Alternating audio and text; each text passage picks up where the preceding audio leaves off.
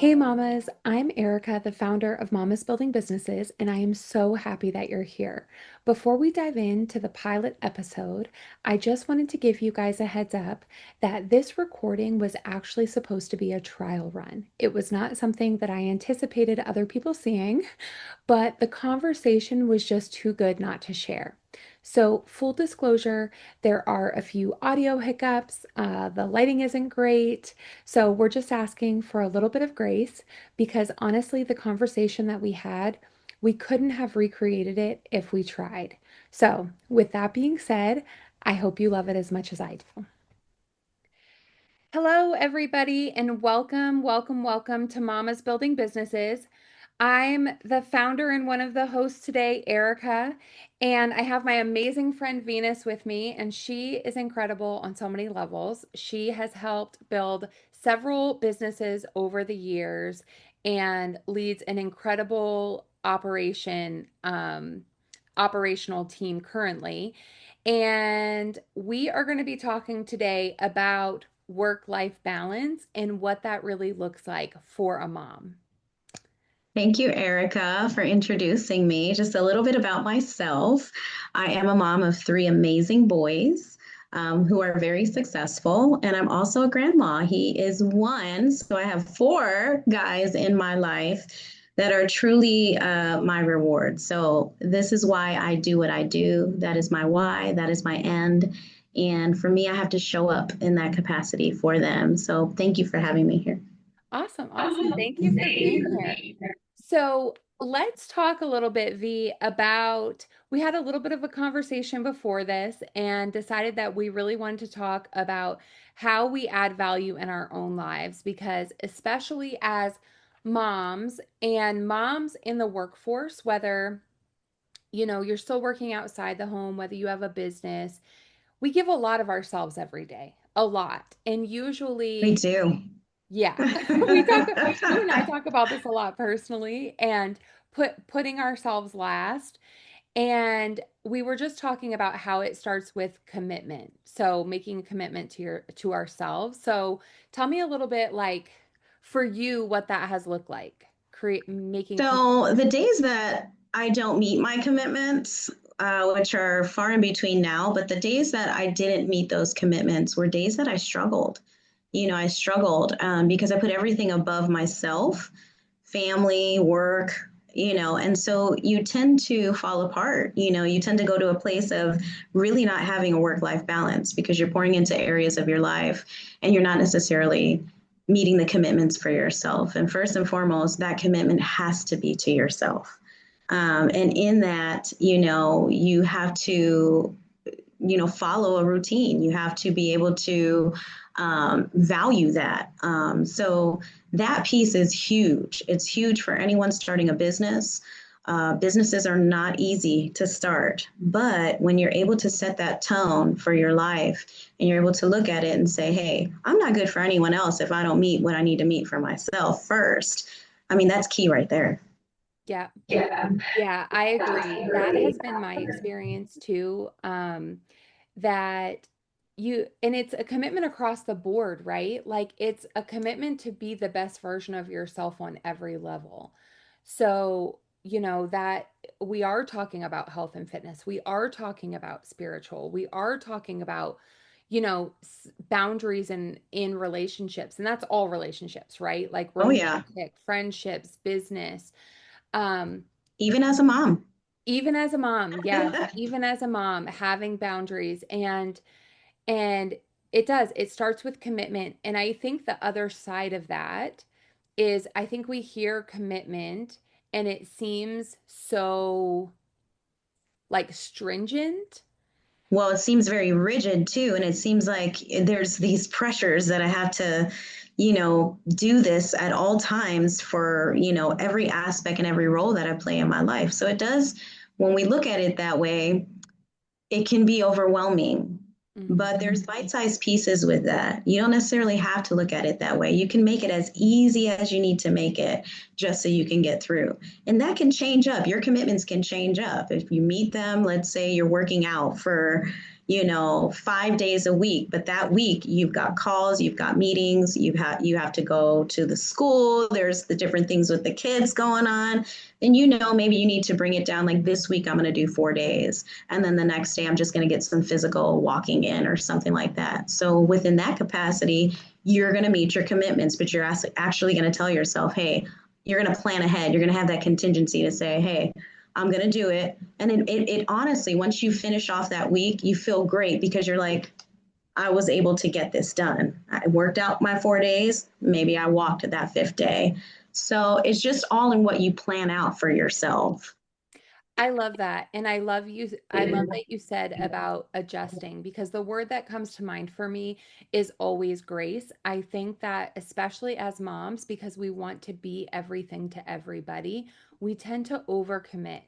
And so when you take a really realistic look at one, your goals, but two, what's currently going on in your life, right? Because we have more and less to give and to work on in different phases of our lives.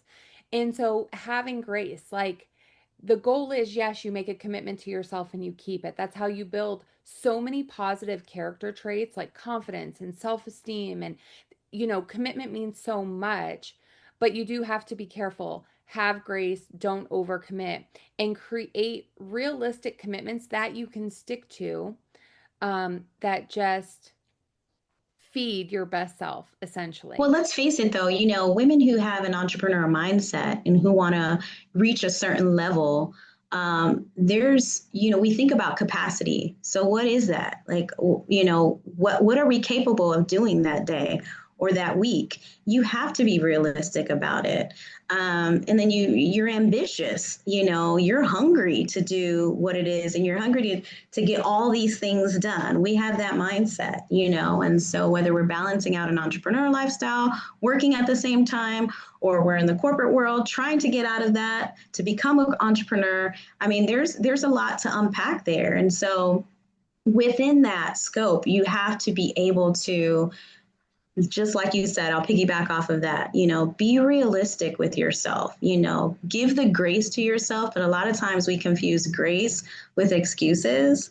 And Mhm. let's keep it real. We're like, oh, I'm giving myself grace today and I'm not going to do this. That's not giving yourself grace. It's more so meet the commitment, but maybe meet it at a shorter level, not at this, oh, I'm going to work out for 2 hours today. I don't have 2 hours today to work out. I'm going to cut this down to 45 minutes, make it impactful for myself. And then I have an hour and 15 minutes to be able to utilize in some other area of my life.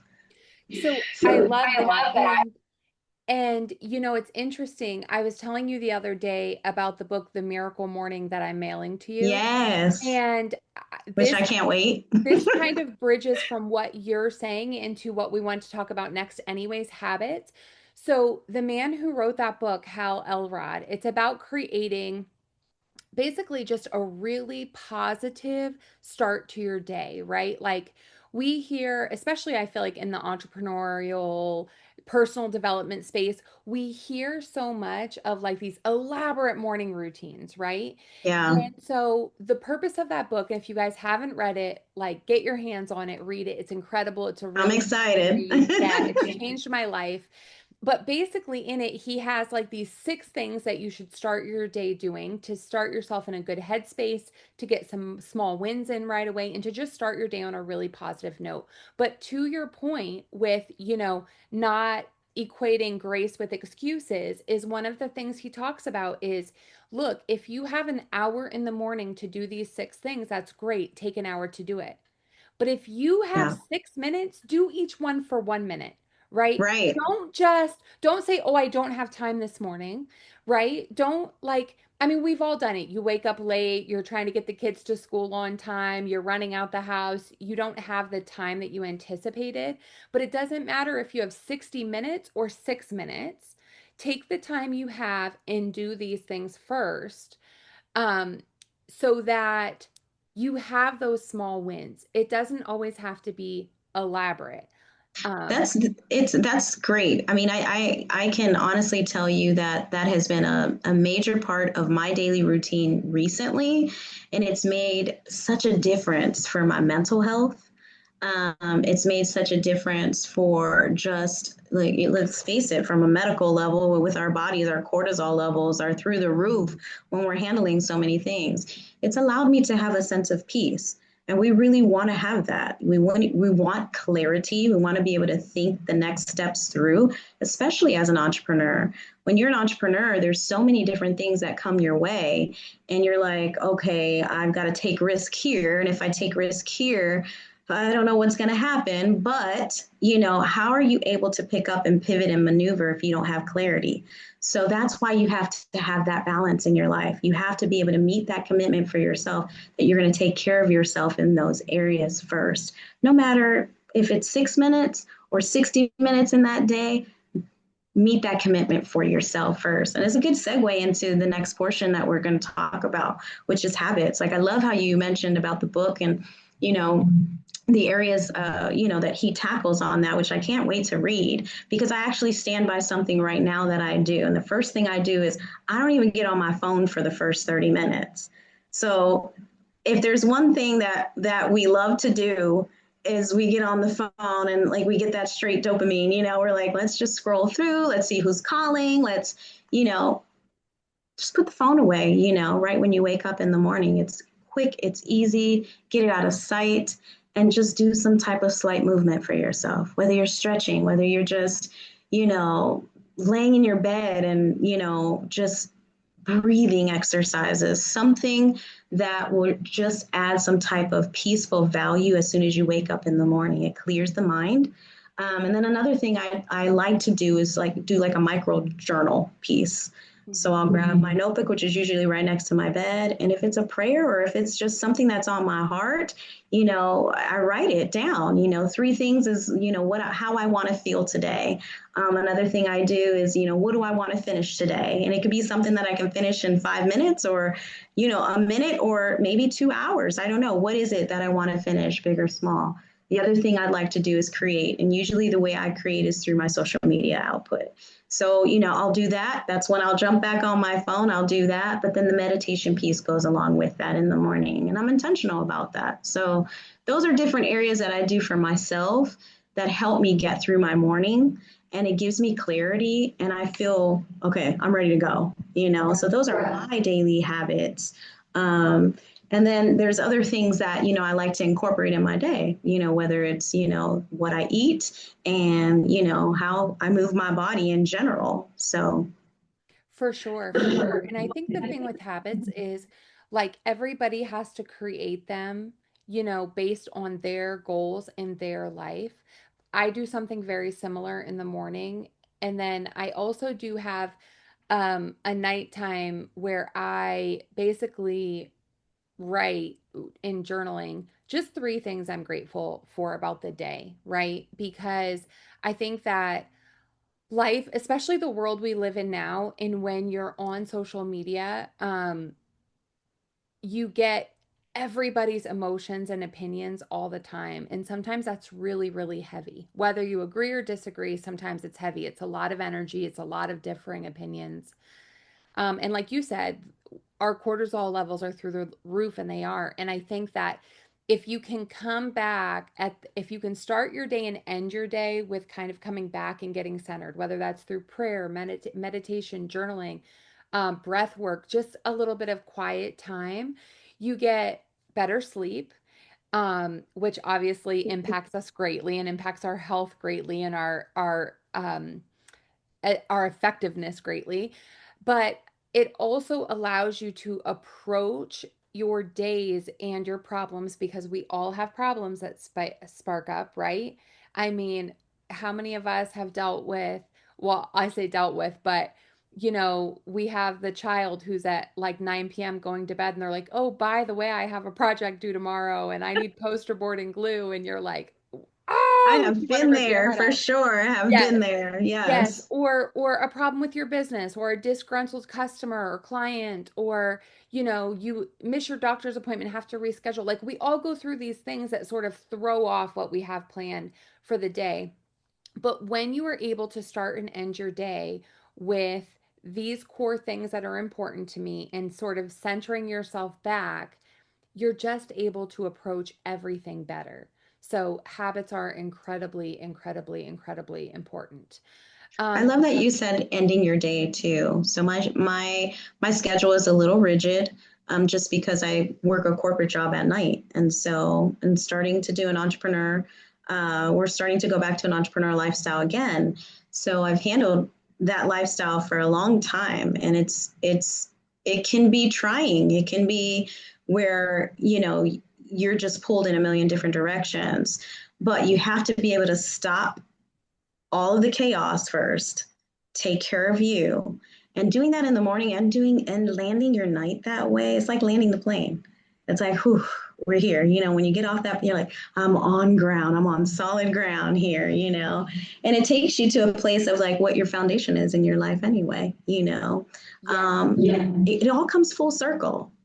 So yes, meeting your commitments, having those habits in line and whatever that looks like for you, it's super, super vital to be able to lead a higher level of a life for yourself.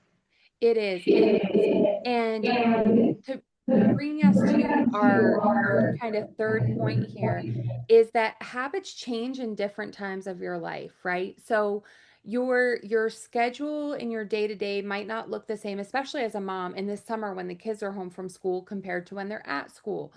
Um, Right. Also, habits change depending on your goals. If you are currently in a time where you're like, oh, I want to drop 25 pounds before Christmas, right? Your daily habits may look Yes. different than they normally do. Right. And so the one of the last things that we talked about discussing today was just regularly reevaluating and making sure that you're still in alignment. And I'll speak from experience on uh, specifically something within my business. So when I first left the corporate world, I did so that I would have more time with my children. I Yeah. ended up building a very successful marketing agency, which is incredible. But what happened was I was so wrapped up in life, in the busyness, in the growth of the company, that we would hit goals and I would just make bigger goals. And then we'd hit those goals and I'd make bigger goals. And I never stopped to check in with myself, right? Like, do Yeah. I really want these goals? Do I really want this growth? And what I did was I got so deep in, I looked around and I was working 16 hours a day. I was sitting in front of the computer. My kids were constantly asking me, like, will you finally put your phone down? And, I really had to check in with myself. And unfortunately, I hadn't been doing it, or I probably could have created more balance, right? But I got to a point where I looked around and I was like, I don't want any of this. Like it, because Yeah. that's not what I left corporate for. I didn't leave corporate to then be enslaved to myself. So similar story for me. I was in the entrepreneur lifestyle for 8 years, assisting family building businesses. So on top of that, it wasn't just what I wanted; it was what someone else wanted, and I was living, breathing, eating, sleeping the business. There Mhm. was no room for much of anything else. Quality time was out the door. Just there wasn't much room, and the people that were affected by that were my children. And as a mom, you don't want to see your kid sad because you don't at the moment you don't even know because you're ready for the next level. You're ready for the next level, just how you said. And so I took a step back from that world and actually went back into corporate so I could just check in and check out. Yeah. And now I'm at a place where I'm like, man, if I would have just changed my mindset, I could have done things a bit differently in the entrepreneur lifestyle, right? And so I'm at that place now Mhm. where it's like now I'm working a lot of hours in corporate America in management, and it's lucrative, it's great, but I am tired all the time, and just to keep it real here, but I am. But I know that if I were to put that amount of time into a lifestyle that I really want, that will give me a work life balance, now I have the habits in place already that will be able to get me there. Not just that, I wanted to touch something else. Turning around and celebrating the small wins, that's huge. It puts you in a place of peace and saying, let me stop here for a moment. I know I want to get to this level. I'm going to get there. I'm going to implement this next thing, right? You've done it before, you can do it again, but let me stop. Let me breathe in and let me exhale and really celebrate myself because I did that thing. And that's huge for a woman. We don't do that enough for ourselves. And that piece right there is something I would encourage any woman in whatever walk they're in, whether they're wanting to start up a business, they already have a business, whether they're in corporate trying to get into having their own business, in any season that they're in, stop for the moment and look back and celebrate because it's huge. That's a huge, huge piece, I Erica. love that. I love that you shared that because I think that is a part of reevaluating, right? And whether you decide to do it monthly, whether you decide to do it quarterly, it's really important because you do need to celebrate, what you've done thus far. And then, take a realistic look at, okay, am I good with this? Is it still Yeah, serving me? Am I still aligned with it? And really checking in like, do I want to go to the next level in that area? So, like with something like your health, right? So, right, when you lose the 25 pounds, you celebrate that and then right. you evaluate, do I keep up the same level? Do I want to lose a little more and maybe I'm at a plateau and I need to step things up? Or do I love it and I go into maintenance mode, right? And now I don't have to do cardio 7 days a week. I can do it 5 days a week, right? It's about making adjustments and making the adjustments that are right for you. And definitely celebrating yourself along the way because you're right, we don't do that. um we don't do it as moms. I mean, I think everybody probably in the world could benefit from celebrating themselves a little bit more. We live in a world where a lot of people are very unsure of themselves. That's true. You know what I mean? And it shows in a lot of things, I think, in our society. And um just celebrating is it's key. It's key because to be a woman of high value, whatever that looks like for you, right? To be a great mom, to be a great business owner, to be a great wife, or to be a great partner, um, you have to build your confidence. And you can only do that through recognizing your wins. So, That's very true. I've experienced that recently.